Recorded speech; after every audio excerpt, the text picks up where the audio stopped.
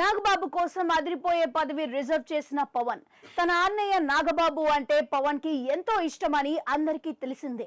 నాగబాబు ఇచ్చిన అనేక పుస్తకాలు తాను చిన్నతనంలోనే చదివి సామాజిక అంశాల మీద అవగాహన పెంచుకున్నారు అని పవన్ కూడా కొన్ని సందర్భాలలో చెప్పి ఉన్నారు. ఇక నాగబాబు జనసేనకు పెద్ద దిక్కుగా మారి గత 5-6 ఏళ్లుగా పనిచేస్తూ వస్తున్నారు.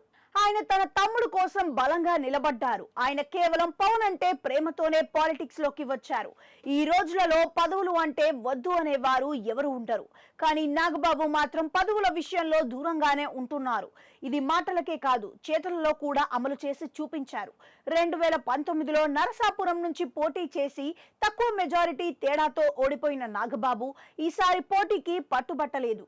అనకాపల్లి లోక్సభ పోటీ చేయాలని పార్టీ కోరితే అక్కడికి వెళ్లారు. ఆ తర్వాత సీట్ల సర్దుబాటులో బీజేపీకి ఆ సీటు ఇవ్వాల్సి వస్తే మరో మాట లేకుండా తప్పుకున్నారు. దట్ ఈజ్ నాగబాబు అనిపించారు. అంతేకాదు, కూటమి ప్రభుత్వం అధికారంలోకి వచ్చిన తరువాత టీటీడీ చైర్మన్ పోస్టుకు నాగబాబు పేరు ఖాయమని ప్రచారం సాగితే ఆయనే ముందుకు వచ్చి తనకు ఏ పదవుల మీద ఆశ లేదని మరోసారి ఖండితంగా చెప్పేశారు. అయితే నాగబాబు మాత్రం పిఠాపురం నియోజకవర్గం చూసుకుంటూ పవన్ కి సహకారంగా ఉంటూ వస్తున్నారు. అలాంటి ఆయనకు తమ్ముడు పవన్ పదవి ఇవ్వాలని చూస్తున్నారట. అదే ఫిల్మ్ డెవలప్మెంట్ కార్పొరేషన్ చైర్మన్ పదవి అని అంటున్నారు. కేబినెట్ ర్యాంక్ తో కూడిన ఈ పదవి సీనియర్ నటుడుగా కూడా ఉన్న నాగబాబుకు ఇవ్వడం న్యాయమని అంటున్నారు. ఈ పదవిలో నాగబాబు తన అనుభవాన్ని అంతా రంగరించి అటు సినీ పరిశ్రమకు ఇటు ఏపీ ప్రభుత్వానికి మధ్య వారధిగా ఉంటారు అని అంటున్నారు. ఏపీలో నామినేటెడ్ పదవుల పందేరం మరి కొద్ది రోజుల్లో మొదలు కానుంది అని అంటున్నారు. దాంతో కీలకమైన ఈ పదవికి నాగబాబు పేరు వినిపిస్తోంది.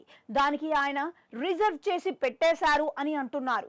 నాగబాబు ఈ పదవిని తీసుకోవాలని కూడా అభిమానులు సైతం కోరుకుంటున్నారు.